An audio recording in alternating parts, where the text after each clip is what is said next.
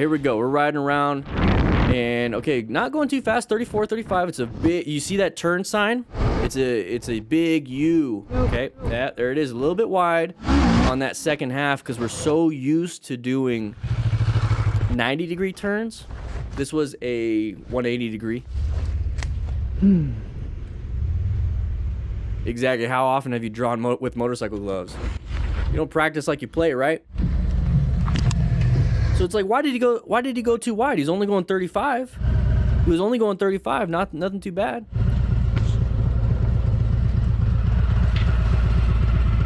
We need to get it up over there. Give me a second. All right. Are we leaking? Damaged? Let's get out of the roadway so we don't get hit.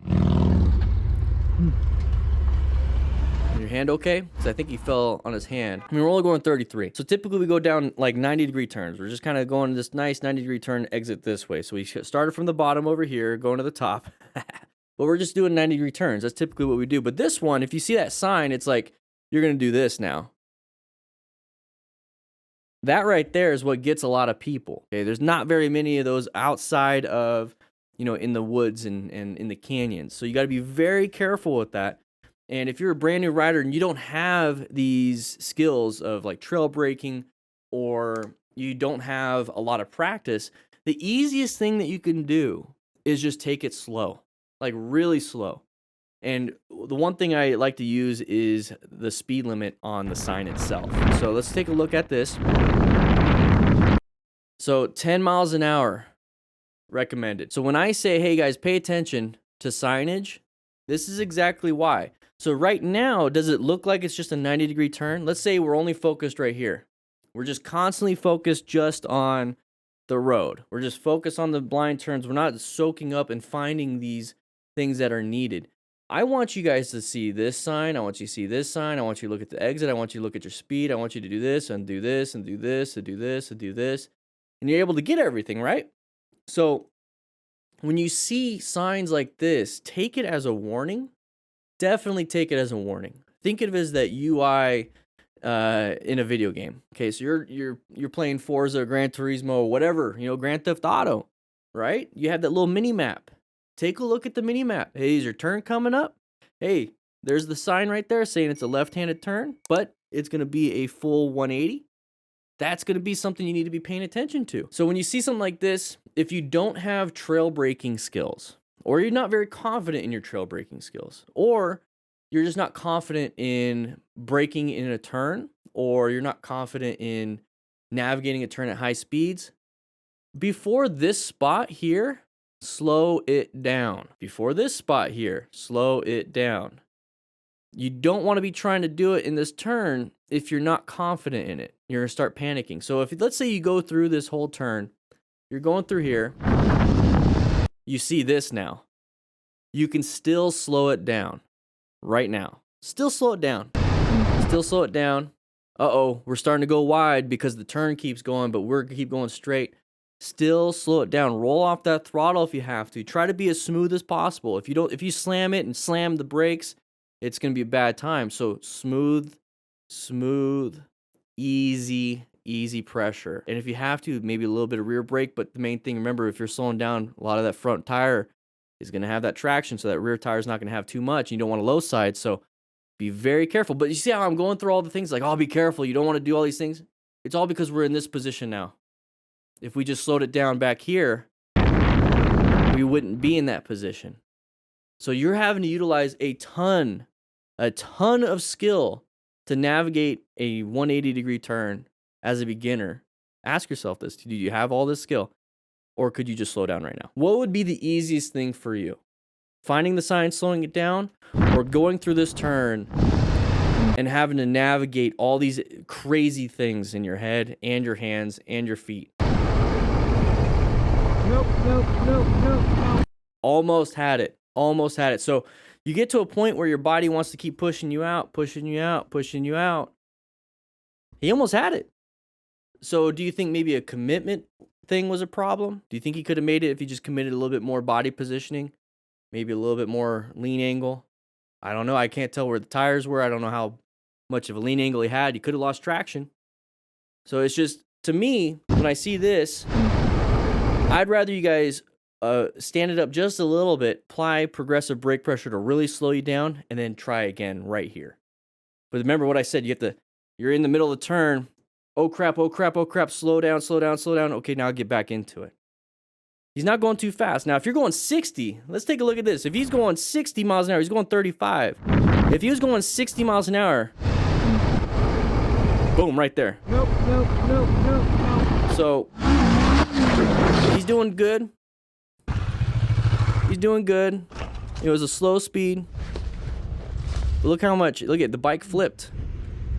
You still don't want to deal with it. This right here is a crash, but it could have been so much worse. So that's why you need to be a smart rider. Seek out, recognize hazardous situations. So seek out that sign. Maintain your fundamental skills. So good progressive brake pressure. Learn how to do trail braking. It is a fundamental skill. It's just, it takes a little bit more to get to. Give me a second.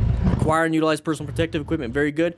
That Harley rider, that guy right there, he went to rescue him. He's a smart rider. And we're learning from this. All right, here we go. This is not my real ID. All right, moving through here. Hey, lots of pedestrians. Whoa, kiddo. Woo. Good job on that parent. Good job on that parent. Look at this. So you always got to watch out. What did I say about animals? They're just, kids are just like the animals, just like deer.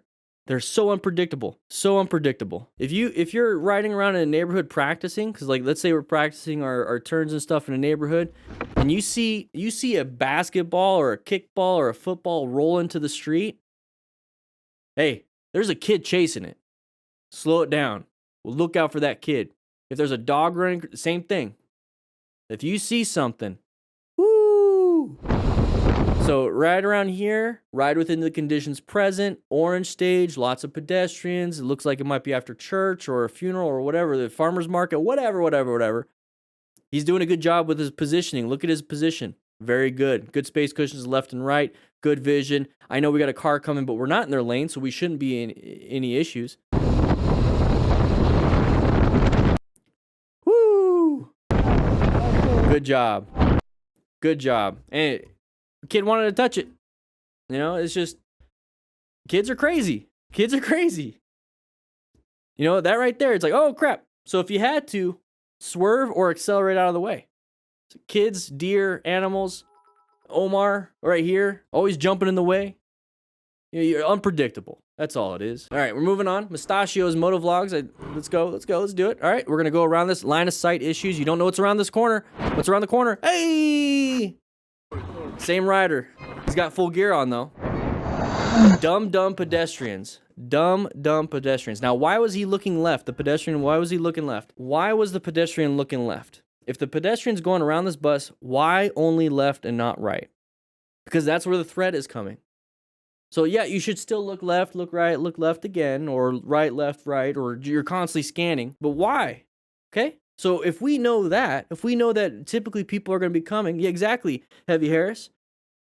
He's looking left because that's where the threat is coming. That's where vehicles are coming. So he's like, oh, I got to do it before somebody comes around. So if we're lane filtering, we should understand if anybody comes out, especially pedestrians, they're going to be looking that way. They're not going to be paying attention. You could even just say, you could generalize and say, if anybody comes out that way, they're not going to see me. There it is. Just treat it that way.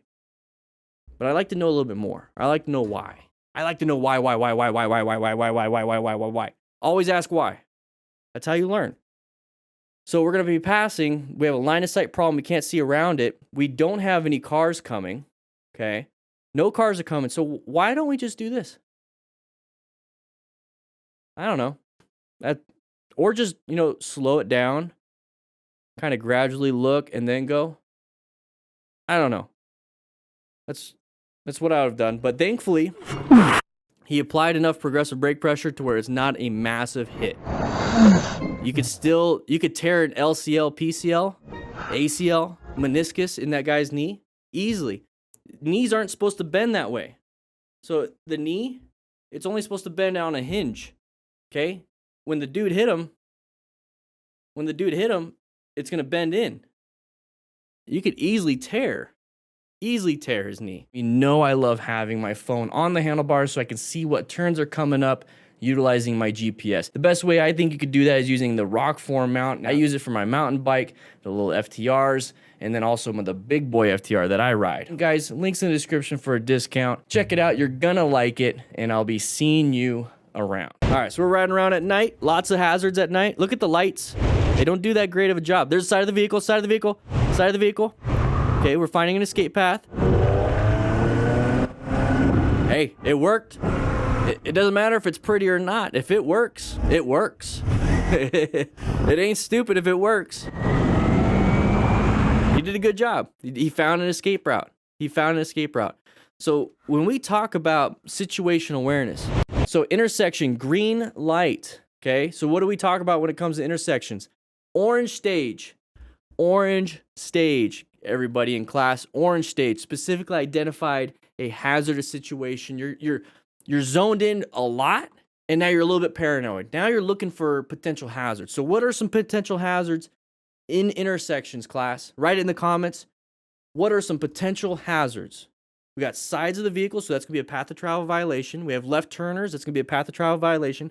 We got pedestrians that are hard to see, especially at night. That's going to be another path. There's so many path of travel violations. I barely even talk about road surface hazards where potholes, paint lines, oil slicks, just little things like that. It's typically going to be a car coming out in front of you. So now that we know that there's typically a car coming out in front of us at intersections, what do we look for? How do we find them before we hit them? That is the big thing about being a smart rider and having good situational awareness. So for me, what I found that is super helpful is the side of the vehicle pattern, especially the side of the vehicle pattern. So at night, the easiest way to see it is if there's a light in the front, a white light or a yellow light, and a red light. So let's go ahead and take a look. Let's go ahead and draw it out. I like doing a little box, Those are, okay, that's terrible. Let's do that. Let's do that. Big front tire, big rear tire. So that's going to be the white light, and that's going to be the red light. So that's what I typically look for. Let's go ahead and just do that. There you go. That's what I look for. So when we're traveling through here, so we saw it moving. We saw these lights and this light going this way. Okay, side of the vehicle. Boom. That is what we're worried about. Let's go ahead and do this. Oh, look, there's another one. There's another one. There's a light right there. There's the back light right there. There's another one. So that is what we're searching for. Now that that's what we're searching for, how good are your eyes? Can you see really good at night? Who here has astigmatism? It's very hard to see lights. It's really blurry. It's really all over the place. How is your acuity? Are you 20/20, 20/15? Are you a 20/40 vision? What is it? Do you need glasses? Do you have a smoked visor? Do you have a clear visor? Do you have a yellow visor? How are your headlights? You see how all these different things can help you see these vehicles? Good headlights, good clean visor, not all blotchy and nasty. Make sure it's the right visor. Make sure if you need glasses, you wear glasses or contacts. Make sure you're purposely scanning intersections for potential hazards and patterns. All these things are needed when you're out riding a motorcycle to keep you safe. Now that you have figured it all out, now everything's, okay, I get it. Okay, awesome. I do that, Dan. How is your swerving skills? How is your escape path skills? Like, how are you good with progressive brake pressure? Because now with the fundamental skills are coming in. Because these people will still come out even if you spot them. We spot them. This guy spot him too. He's a smart rider, by the way. Tommy Griffin. Saw it happen. Now we're planning our ride. So we position ourselves for safety, located a hazard. Now we got to adapt or navigate. We got to do something. We got to slow down and then swerve or stop or whatever these things. What are we going to do? The only way you're going to know is if you practice. So he found an escape route. So he was slowing down. He tried to stop, couldn't stop in time with the total stopping distance. Almost kind of lost a little bit. You saw him skidding back and forth. He's still going to hit the back of this vehicle. Then he swerves to the right. So he saved his own skin with good situational awareness, good fundamental skills. The scenario of not paying attention right now. Let's say we weren't paying attention. We didn't see this vehicle until now. Now we start to do something. We would have hit the vehicle. So you have to combine good situational awareness and vision, and then knowing what to do, and then actually doing it. You have to know what to do, then do it. You're not going to get any of that without the training. And that's what we do here at the firehouse. Smart riders, DDFM crew, smart riders. We do situational awareness every Tuesday and Thursday at 3 p.m. Mountain Standard Time. We're learning it. And then on motorcycle training concepts, we are practicing the actual fundamentals. So we're learning what to look for, and then we're learning what to do on motorcycle training concepts. Did a great job. That was a great video to learn from. All right, here we go. This is Honda rider. when the driver Whoa, side of the vehicle. Good job. Look forward. That other car moved out of your way, dude. Hey, people do dumb stuff. You gotta learn how to navigate that. All right, look at the vehicle on the left, though. I want you to look at the vehicle on the left. Watch the vehicle on the left. Look forward, motorcyclist. You see what I mean? I don't care if it's a yield. I don't care. They're going to do it. They're going to do stupid stuff. Let's take a quick look at this. Now, what we just talked about in this video, knowing what to see and then doing it, right? So we're riding over here. So knowing what to see. We knew an intersection was coming up just because of that break in the road. Typically, the road goes like this. Let's go ahead and just draw it out. If a road is just looking like this, there's no breaks. There's nothing that's going to cross. Now, if the road looks like this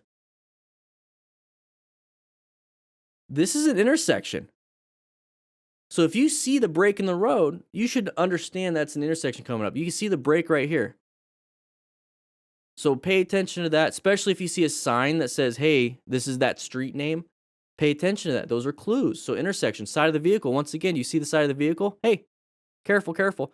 Positioning for safety, good position. This is just staggered. So if this person needed to swerve, they're not going to hit us. That's why I like riding staggered with other people. So this is all very good. Now, I want you to pay attention to this rider up here, the one that flips everyone off. He goes into this lane over here to navigate the threat. Planning is right. He swerved out of the way.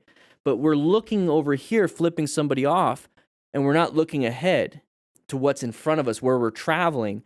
Thankfully, I believe it's a BMW or something, swerved out of the way.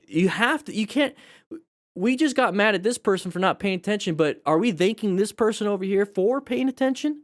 Give car drivers credit where it's due.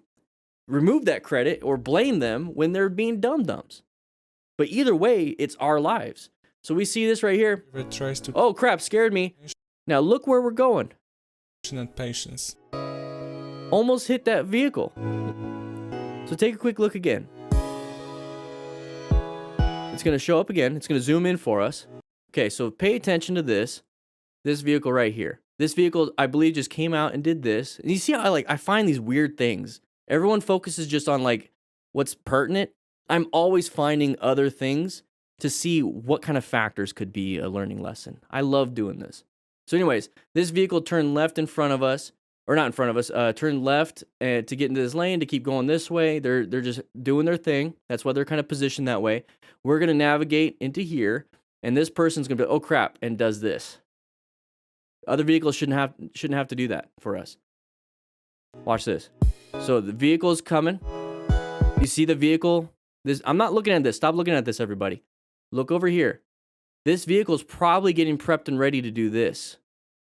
So that's what they want to do. Now watch. So we swerve. Very good, because, hey, you don't know if they're going to stop or not, so you got to do it. So good swerve, good job. But now look forward. Now look at the car. Look at the car. That car just decided to go, oh, crap, I'm going to move out of the way. So take a look at the positioning of that vehicle. Let's go ahead and go back just a little bit. So look at the vehicle. Now you scared that vehicle. Thankfully, that vehicle moved out of the way. So that doesn't mean anything to me.